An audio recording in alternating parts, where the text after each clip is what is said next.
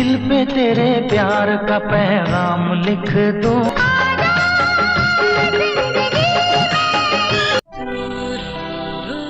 आप एक से बने दो से बने तीन, हम जिधर से गुजर।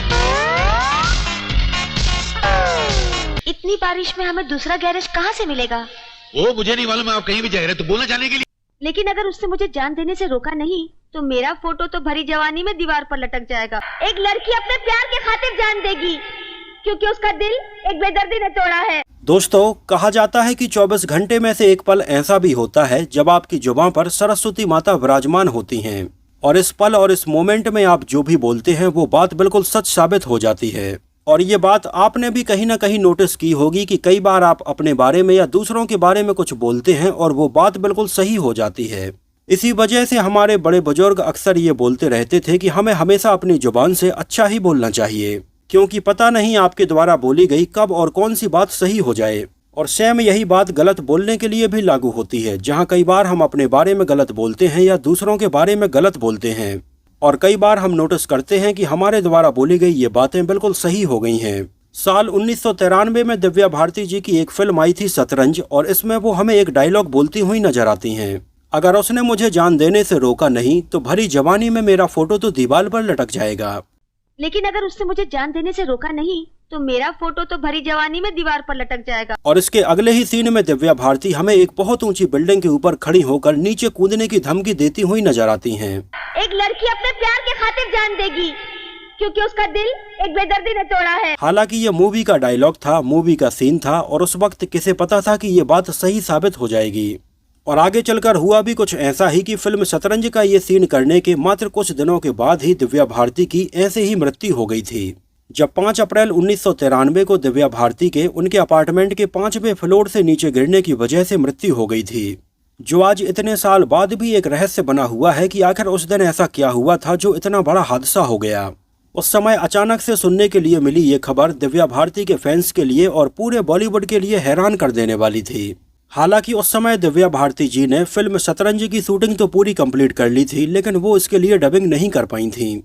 और अचानक से उनकी मृत्यु हो जाने के बाद में आगे चलकर उनकी आवाज को फिल्म शतरंज में डबिंग आर्टिस्ट से डब करवाया गया था।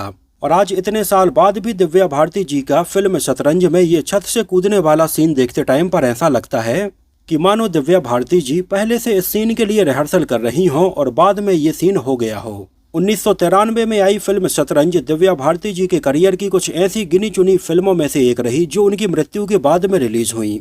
उनकी मृत्यु के लगभग 8 महीने बाद 17 दिसंबर 1993 को ये फिल्म सिनेमा घरों में रिलीज हुई थी। और दिव्या भारती जी के कई डाई हार्ड फैंस उस समय फिल्म शतरंज केवल इसलिए देखने के लिए गए थे जिससे कि वो आखिरी बार दिव्या भारती जी को बड़े पर्दे पर देख पाएं। इसमें उनके अपोजिट हमें जैकी श्रॉफ नजर आए थे। उनके अलावा मिथुन चक्रवर्ती, जूही चावला, कादर खान, शक्ति कपूर, उषा नंदकर्णी और किरण कुमार जैसे एक्टर्स नजर आए थे। मुझे आज भी बहुत अच्छे से याद है कि उस समय फिल्म शतरंज का एक बहुत ही अच्छा गाना दिल पे तेरे प्यार का पैगाम लिख दूं बहुत पॉपुलर हुआ था और उस समय ये फिल्म भी बॉक्स ऑफिस पर हिट रही थी।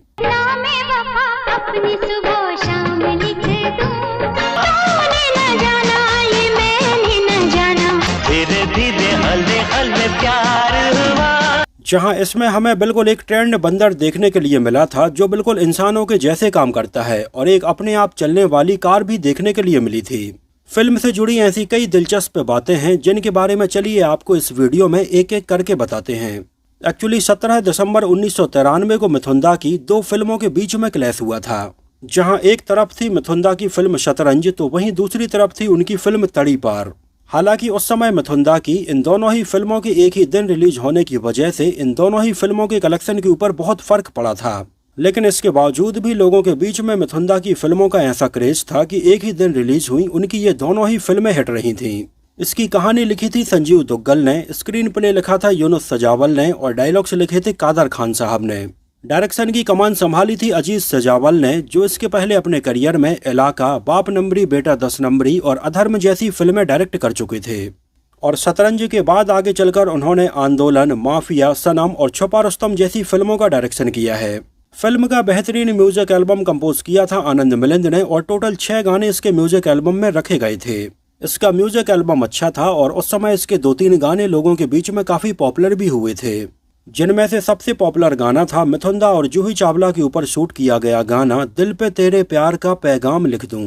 इसके अलावा और दूसरे गाने थे मैंने न जाना ये तूने न जाना, एक से बने दो, दो से बने तीन, ए सनम इतना बता है कसम, कोई नहीं और एक पैरोडी। इन गानों के लिरिक्स लिखे थे समीर ने और इन बेहतरीन गानों में आवाजें थीं SP बालासुब्रमण्यम, अभिजीत, उदित नारायण, कुमार सानू, साधना सरगम, जॉली मुखर्जी, सुदेश भोंसले और पूर्णिमा की। एक नज़र डालें इसके बजट और बॉक्स ऑफिस कलेक्शन के ऊपर तो फिल्म का टोटल बजट रखा गया था लगभग 2 करोड़ रुपए और उस समय इंडिया में इसने कलेक्शन किया था लगभग 3 करोड़ 9 लाख रुपए और वर्ल्ड वाइड में लगभग 5 करोड़ 85 लाख रुपए का कलेक्शन हुआ था। और फिल्म शतरंज बॉक्स ऑफिस पर एक हिट फिल्म रही थी जिसको लगभग 135 स्क्रीन पर रिलीज किया गया था और उस समय इसको थिएटर में देखने के लिए लगभग 65 लाख लोग आए थे और ये 1993 में बॉक्स ऑफिस पर पैसे कमाने के मामले में 16वें नंबर पर रही थी। वैसे 1993 में हमें एक से बढ़कर एक बेहतरीन फिल्में देखने के लिए मिली थी और अगर इस साल की टॉप 5 फिल्मों के ऊपर हम एक नज़र डालें तो ये फिल्में थीं आंखें, खलनायक, डर, बाजीगर और दामनी। और फिल्म शतरंज को IMDb पर 5.3 आउट ऑफ 10 रेटिंग मिली हुई है। एक्चुअली फिल्म शतरंज की जो एक बेसिक स्टोरी लाइन और थीम है वो काफी हद तक साल 1958 में आई फिल्म चलती का नाम गाड़ी से मिलती जुलती नजर आती है, जिसमें भी हमें 3 भाइयों की कहानी देखने के लिए मिलती है जो एक कार गैरेज चलाते हैं। इसमें भी बड़ा भाई लड़कियों से दूर रहता है और अपने दोनों छोटे भाइयों को भी लड़कियों से दूर रहने को बोलता है। हालांकि फिल्म चलती का नाम गाड़ी में हमें 3 रियल भाई नजर आए थे, अशोक कुमार, अनूप कुमार और किशोर कुमार। उस समय फिल्म चलती का नाम गाड़ी सुपर डुपर हिट रही थी और इसी से इंस्पायर्ड होकर फिल्म शतरंज बनाई गई थी। लेकिन पर्सनली मुझे लगता है कि अगर फिल्म की कास्टिंग थोड़ी और सही होती तो शायद ये फिल्म आज लोगों को ज्यादा पसंद आती। वैसे आपको बता दें इसमें कादर खान ने मिथुन चक्रवर्ती और जैकी श्रॉफ के बड़े भाई का रोल निभाया था, लेकिन ओरिजिनली ये रोल अमिताभ बच्चन के लिए लिखा गया था और अमिताभ बच्चन को ही सबसे पहले ये फिल्म ऑफर की गई थी। लेकिन ये वो समय था जब अमिताभ बच्चन लगभग 5 सालों के लिए बॉलीवुड फिल्मों से दूर हो गए थे और वो कोई भी नई फिल्म साइन नहीं कर रहे थे। इस वजह से बाद में इसमें बड़ा भाई वाला ये रोल अमिताभ बच्चन की जगह पर कादर खान को ऑफर किया गया था और वो इसमें काम करने के लिए तैयार भी हो गए थे। और यहाँ पर गौर करने वाली बात यह है कि इसमें यंग कादर खान का रोल भी उनके बेटे सरफराज ने निभाया था, जो सरफराज की डेब्यू फिल्म थी। हालांकि इसके बाद में वो कई सालों तक हमें फिल्मों में नजर नहीं आए, लेकिन आगे चलकर वो हमें तेरे नाम में और वांटेड जैसी फिल्मों में सलमान खान के दोस्त बने हुए नजर आए थे और लोगों ने उनके काम को काफी पसंद भी किया था। लेकिन सरफराज का करियर बॉलीवुड फिल्मों में कुछ खास अच्छा नहीं चल पाया था और आगे चलकर उन्होंने फिल्मों में काम करना बंद कर दिया था। फिल्म शतरंज की अगर शूटिंग लोकेशंस की बात करें तो ये पूरी फिल्म लगभग मुंबई के आसपास की लोकेशंस पर ही शूट की गई है, जहां मुंबई का मड फोर्ट, जॉगर्स पार्क और ऐसी कई और लोकेशंस हमें इसमें देखने के लिए मिलती हैं। और इसके कई सीन फिल्म सिटी, फिल्मिस्तान और कमलस्तान स्टूडियो में शूट किए गए हैं। फिल्म की शूटिंग 1992 के आसपास की गई है और ये उस समय की बात है जब मिथुन चक्रवर्ती ऊटी शिफ्ट नहीं हुए थे। और जिस समय फिल्म शतरंज की शूटिंग हो रही थी उस समय मिथुन चक्रवर्ती और जूही चावला के बीच में सारी चीजें सही नहीं हो रही थीं।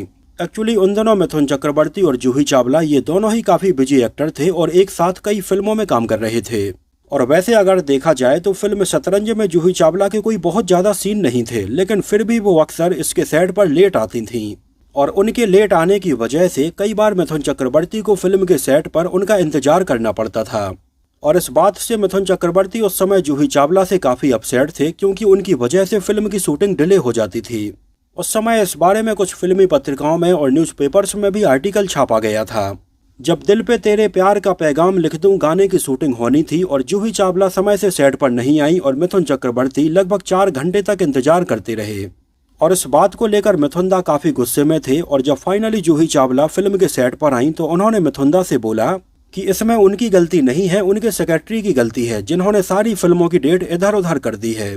और आज इसके सेट पर आने के पहले वो अपनी एक और फिल्म का पैच वर्क शूट करके आई हैं। उन दिनों मिथुन चक्रवर्ती और Juhi Chawla back to back कई फिल्मों में काम कर रहे थे, जिनमें शानदार के अलावा मेरे सजना साथ निभाना, शतरंज और परमात्मा जैसी फिल्में शामिल हैं। फिल्म शतरंज में आपने एक गाना सुना होगा, दीवाना मेरे जैसा कोई नहीं। इस गाने की अगर आप धुन को देखेंगे तो ये इंस्पायर्ड है एक बहुत ही पॉपुलर गाने फुलौरी बिना चटनी कैसे बनी गाने से। कोई नहीं रामा कोई नहीं दीवाना मेरे जैसा। जहां इस धुन से इंस्पायर्ड होकर और भी कई गाने बनाए गए। जैसे 1994 में आई फिल्म घर की इज्जत में एक गाना रखा गया था, रजाई बिना रतियां कैसे कटी। वैसे 1993 में मिथुन दा की टोटल 10 फिल्में रिलीज हुई थीं और उनकी फिल्म शतरंज के पहले उनकी एक और फिल्म जीवन की शतरंज भी रिलीज हुई थी, जिसमें हमें मिथुन चक्रवर्ती नजर आए थे और विलन के तौर पर किरण कुमार नजर आए थे। इन दोनों के अलावा जीवन की शतरंज फिल्म में हमें कादर खान साहब भी नजर आए थे। इसमें हमें मिथुन दा और जैकी श्रॉफ पहली बार एक साथ नजर आए थे। हालांकि आगे चलकर जब मिथुन दा ऊटी शिफ्ट हो गए थे और वहां ऊटी में मिथुन दा लाइन से बहुत सारी फिल्में कर रहे थे, लेकिन यहाँ पर जैकी श्रॉफ का करियर कुछ खास नहीं चल रहा था। तो आगे चलकर मिथुन दा ने ही जैकी श्रॉफ को अपने पास में ऊटी बुलाया था और उनके साथ में शपथ और यमराज जैसी कई फिल्में बनाई थीं। वैसे आपको यहाँ पर एक चीज और बता दें कि फिल्म शतरंज के पहले भी जैकी श्रॉफ और मिथुन हमें एक फिल्म में नजर आ चुके थे। फिल्म का नाम था साल 1982 में आई भगवान दादा, जिसमें हमें देवानंद और मिथुन चक्रवर्ती नजर आए थे। हालांकि उस समय तक जैकी श्रॉफ का डेब्यू नहीं हुआ था, लेकिन इसमें जैकी श्रॉफ ने एक छोटा सा रोल निभाया था, जहां इसमें वो शक्ति कपूर के साइड किक बने हुए थे और एक छोटे से सीन में नजर आते हैं। ये साल 1982 की बात है, जब तक जैकी श्रॉफ की फिल्म हीरो रिलीज नहीं हुई थी। यहाँ पर आपको एक बात और बता दें कि अनिल कपूर की फिल्म मेरी जंग जब सबसे पहले अनाउंस हुई थी, तब इसमें अमिताभ बच्चन काम करने वाले थे और उस समय फिल्म को शतरंज के नाम से अनाउंस किया गया था, लेकिन आगे चलकर इसमें बदलाव हुआ और अनिल कपूर नजर आए और फिल्म का टाइटल रखा गया मेरी जंग। तो दोस्तों, ये तो बात हुई फिल्म शतरंज से जुड़े बहुत सारे अननोन फैक्ट्स के बारे में। वैसे अगर मैं अपनी बात बताऊं तो मुझे फिल्म का एक गाना दिल पे तेरे प्यार का पैगाम लिख दूं तो काफी पसंद आया था, लेकिन ये फिल्म कुछ खास पसंद नहीं आई थी। खैर, आप लोगों को ये फिल्म कैसी लगी थी, और अगर आप में से किसी ने इसको उस समय सिनेमा हॉल में देखा हो तो हमें सिनेमा हॉल का नाम और शहर का नाम भी जरूर बताना। तो फिलहाल के लिए इस वीडियो में इतना ही। अगर ये वीडियो आपको पसंद आया हो, मेरी मेहनत आपको पसंद आई हो, तो इसको प्लीज लाइक करके मुझे इस बात का जवाब जरूर दीजिए। तो मिलते हैं किसी नए वीडियो में कुछ और ऐसी ही इंटरेस्टिंग और रोचक बातों के साथ।